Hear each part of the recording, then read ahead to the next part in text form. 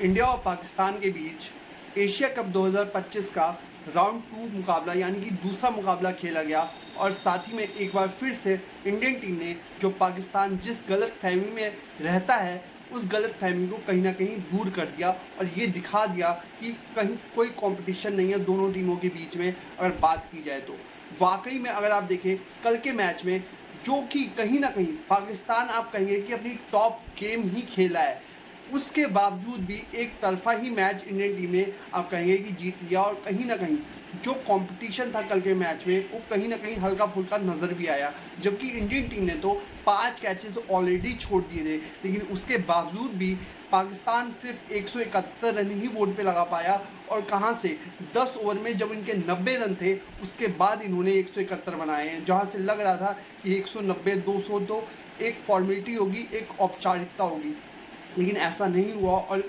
Indian bowlers ने पहले 10 over के बाद जो कमबैक किया है, और मैं कहूँगा सबसे बड़ा जो ट्रम्प कार्ड था कल के मैच में बॉलिंग के साथ, वो थे शिवम दुबे, क्योंकि उनकी पेस नहीं थी और जिस तरीके से उन्होंने बॉलिंग करवाई है, मतलब उन्होंने पावर लगाने के लिए मजबूर किया पाकिस्तानी प्लेयर्स को कि आप गेंद की तरफ पावर लगाइए, मैं आपको पेस नहीं दूंगा। तो ये चीज़ कहीं ना कहीं फ़ायदेमंद साबित हुई इंडियन टीम के लिए।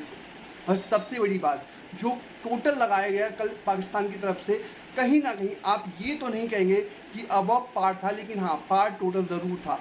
और जिस तरीके का ये टोटल था ना, अगर ऊपर से शुभमन गिल और अभिषेक शर्मा ने उस तरीके की खड़काने वाली स्टार्ट ना दी होती ना, तो शायद इस मैच का रिजल्ट कुछ और भी हो सकता था, क्योंकि इतना क्लोज आ चुका था। सिर्फ 7 गेंदें रह गई थी जब ये मैच ख़त्म किया है तिलक वर्मा और हार्दिक पांड्या ने फिनिश किया इस मैच को। तो कहीं ना कहीं एक ज़्यादा कंपटीशन नज़र आया, एक ज़्यादा कंपेटिटिव नज़र आए दोनों टीमें आपस में।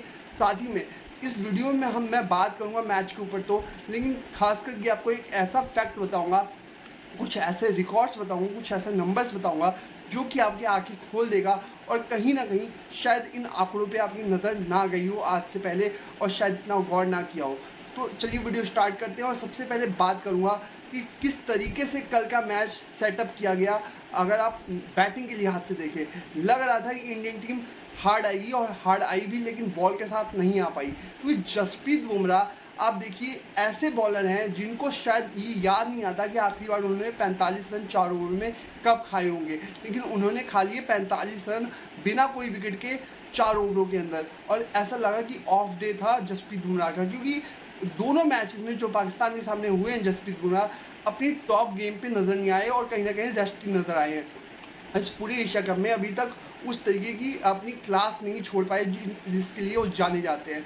तो ये तो हो गई बुमराह की बात।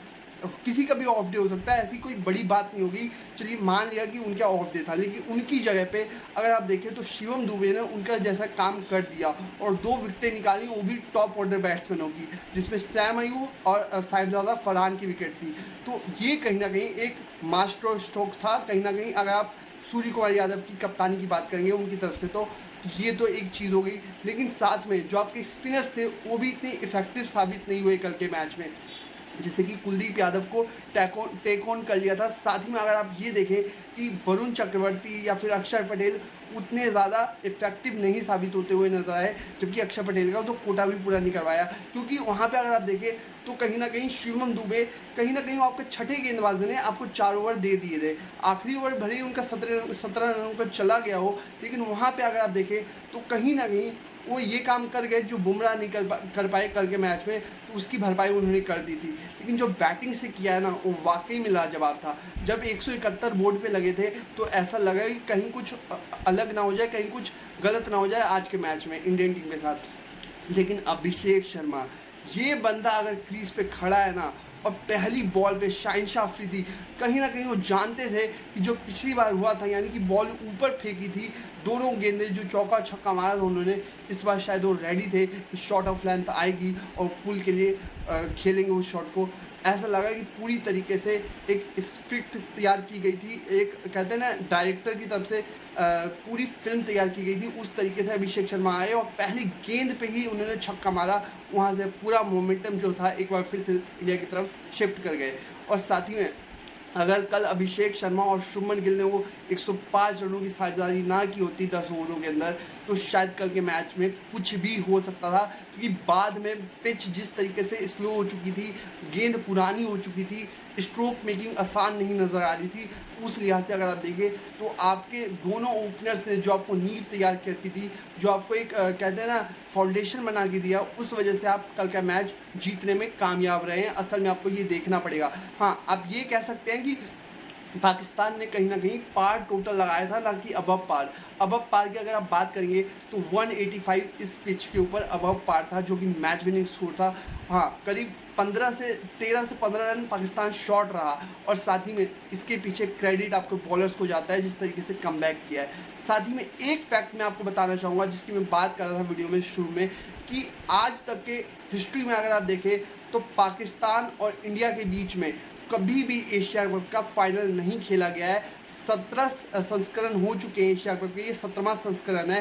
क्या इस बार एशिया कप का फाइनल इन दोनों टीमों के बीच में होगा? क्योंकि 1984 से एशिया कप खेला जा रहा है और आज तक ऐसा नहीं हुआ कि इंडिया पाकिस्तान आमने सामने आई हो एशिया कप के किसी भी फाइनल में।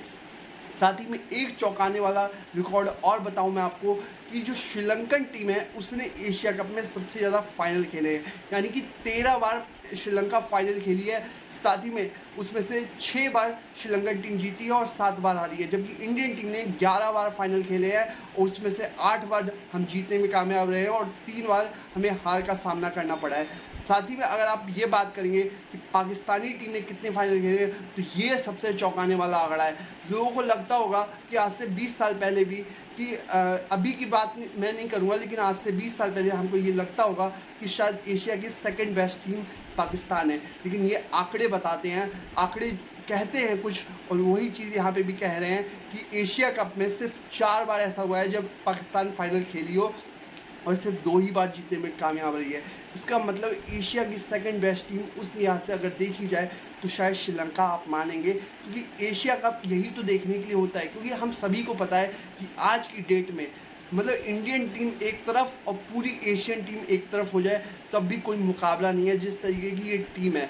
और मैं कहता हूँ कि चाहे कोई भी टीम आ जाए, अब क्योंकि सुपर 4 का मुकाबला था, इंडियन टीम जीत चुकी है पहला मैच, अब इंडियन टीम को बांग्लादेश और फिर उसके बाद श्रीलंका को खेलना है। अगर हो सकता है इस बार इंडिया पाकिस्तान शायद से आपको नज़र आ जाए होता हुआ, अगर श्रीलंका और बांग्लादेश दोनों को हराने में कामयाब हो जाती है पाकिस्तानी टीम, तो हो सकता है कि फाइनल इंडिया पाकिस्तान का होता हुआ नज़र आ जाए, जो कि आज तक के हिस्ट्री में नहीं हुआ है एशिया कप के, वो हो सकता है। तो कुल मिला के अब इसी पे नजरें है कि इंडिया के सामने फाइनल कौन सी टीम खेलने उतरेगी, क्योंकि ये तो क्लियर हो चुका है कि फाइनल तो इंडिया जा रही है, अब दूसरी टीम कौन सी होगी उसके ऊपर ही सबकी नज़रें टिकी हुई हैं। और एक चीज़ और नज़र आ चुकी है कि इस टीम को टक्कर देने वाली टीम पूरी एशिया में अभी की अगर बात करें रिसेंट टाइम की, अभी करंट टाइम की अगर आप बात करेंगे तो कोई भी टीम दूर दूर तक नज़र नहीं आ रही है। साथ ही में अगर आप एक चीज़ और नोटिस करेंगे कि कल के मैच में जो हमारे मतलब ओपनर्स ने किया है, उन्होंने ये दिखा दिया है कि अगर इस ओपनिंग जोड़ी में वो चीज़ नज़र आ रही है, क्योंकि एक तो ऐसी बॉन्डिंग है ना दोनों के बीच में, जो शुभमन गिल और अभिषेक शर्मा है कि स्कूल फ्रेंड्स हैं दोनों, और साथ में ही पूरे करियर में खेलते हुए अधिकतर नज़र आए हैं जितने भी लेवल्स पे खेले हैं, चाहे अंडर 19 हो, चाहे वो पंजाब के लिए हो, चाहे रणजी ट्रॉफी हो, कोई भी लेवल का टूर्नामेंट हो, साथ में खेलते हुए नजर आए हैं। और ये ओपनिंग जोड़ी हो सकता है कि लंबे टाइम के लिए इंडियन टीम को सर्व करे, जिस तरीके से ये नज़र आ रही है और जिस तरीके की इनकी दोनों की बॉन्डिंग आपस में है, तो वो चीज़ काफ़ी ज़्यादा एक बेनिफिट देती है किसी भी ओपनिंग जोड़ी को। तो वैसी चीज़ अगर होती है और ये जोड़ी लंबे टाइम के लिए खेलती है आपस में साथ में, तो काफ़ी अच्छा होगा इंडियन टीम के लिए। और साथ ही में जो अभिषेक शर्मा ने किया है ना, वो वाकई में ऐसा चौंकाने वाली चीज़ है ना कि मामूली काम नहीं है। आप ये देखिए कि अभिषेक शर्मा लगभग हर एक सिंगल मैच में 200 के स्ट्राइक रेट से खेल जाते हैं, चाहे रन्स कितने भी बनाए हो, लेकिन उनका स्ट्राइक रेट 200 या 250 का ही रहता है। आप मैक्सिमम तौर पे देखेंगे तो मिनिमम टाइम्स पे होता है कि बहुत ही रेयर दिन होगा जब उनकी फॉर्म नहीं होगी और जब वो मारते हुए आउट हो जाए तो अलग बात है, लेकिन जब भी वो खेलते हैं जितने भी रन्स बनाएंगे 200 प्लस के स्ट्राइक रेट से बनाएंगे। और कल उन्होंने एक लंबी पारी खेली, 39 गेंदें खेली, उन्होंने 74 रन बनाए। हालांकि लग रहा था कि सेंचुरी भी बना सकते थे, लेकिन एक मैं कहूँगा पुअर शॉट खेला उन्होंने, क्योंकि एक सेट बैट्समैन के तौर पर आपको मैच कंप्लीट करके जाना होता है, और जब आपके अच्छे दिन चल रहे हो तो आप मैचेस को कंप्लीट करके जाइए, ताकि आगे आने वाले टाइम में जब आपका ख़राब टाइम आएगा, जब फॉर्म नहीं लगी होगी, तो लोग याद करेंगे कि आपने उस जगह पे शतक मारा था, उस टूर्नामेंट में आपने ये किया था, फलाना ढिमकाना, सभी चीज़ें आ जाती हैं। तो जब अच्छा टाइम चल रहा हो तो उस पारी को आप फिनिश करके आइए, आप मैच को कंप्लीट करके आइए, नॉट आउट आइए। तो ये देखना पड़ेगा अभिषेक शर्मा को, क्योंकि जब उनको एक स्टार्ट मिल जाता है, मान लिया उन्होंने कैमियो बहुत खेले होंगे, 15 में 30, 10 में 25, 12 में 27, उस तरीके के कैमियो बहुत खेले होंगे, लेकिन जब वो लंबी पारी खेलते हैं तो उनको ये देखना होगा कि इतनी लंबी पारी खेल जाए कि सामने वाली टीम को कोई मौका ना दे। और जब कहीं ना कहीं अगर आप ये देखें कि आपके सूर्य कुमार यादव और साथ ही में शुभमन गिल दोनों एकदम से आउट हुए, तब ऐसा लगा कि अभिषेक शर्मा टेक ऑन करेंगे, उन्होंने किया भी, लेकिन एकदम से फिर वो भी आउट हो गए। तो फिर उसके बाद संजू सैमसन आउट हो गए। तो 4 विकेटें जो आपने गंवाई है ना कहीं ये देखना पड़ेगा इंडियन टीम को कि हालांकि अभी तो पाकिस्तान की टीम थी जिसके पास कहीं ना कहीं आप ये कहेंगे कि मैच वो हार चुके थे, मैच ऑलरेडी वो हार चुके थे 10 ओवर तक। उसके बाद तो सिर्फ कैचअप गेम खेल रहे थे, कैच करने में लगे हुए थे, गेम के पीछे दौड़ रहे थे। जिस तरीके से इंडियन टीम ने गेम को कंट्रोल करके रखा था, वो देखने लायक चीज़ थी कि अभिषेक शर्मा को ये देखना चाहिए कि जब वो सेट हो गए और जब सामने से विकेटें जा रही हैं तो उनकी रिस्पॉन्सिबिलिटी बनती है as a opener batsman, as a opener, कि आप मैच को पूरे लास्ट तक ले जाए और फिनिश करें। तो इस चीज़ पे आपको एक निगरानी रखनी पड़ेगी, और साथ में जो आपकी बॉलिंग है उस पर थोड़ा काम करना पड़ेगा, क्योंकि बॉलिंग कहीं ना कहीं आपकी रिदम में नज़र नहीं आ रही है। हाँ, आपने मान लिया कि आपने रन चेस कर दिया, लेकिन अभी श्रीलंका बाकी है, अभी बांग्लादेश बाकी है, और हम देख चुके हैं कि बांग्लादेश ने श्रीलंका को एक अपसेट किया है, क्योंकि बेहतर टीम श्रीलंका है। अब पहला जो सुपर 4 का मैच हुआ श्रीलंका और बांग्लादेश के बीच में, उसमें हम देख चुके हैं सेटअप हो चुका है, अपसेट हो चुका है, माफ कीजिएगा, अपसेट कर चुकी है बांग्लादेश की टीम श्रीलंका को। तो कोई भी टीम किसी को भी किसी भी दिन हरा सकती है। T20 इतना मार्जिनल गेम है ना कि 1 ओवर 3 गेंदे 4 गेंदे इधर की उधर गई और पूरा मोमेंटम शिफ्ट हो जाएगा, पूरा गेम चेंज हो जाता है।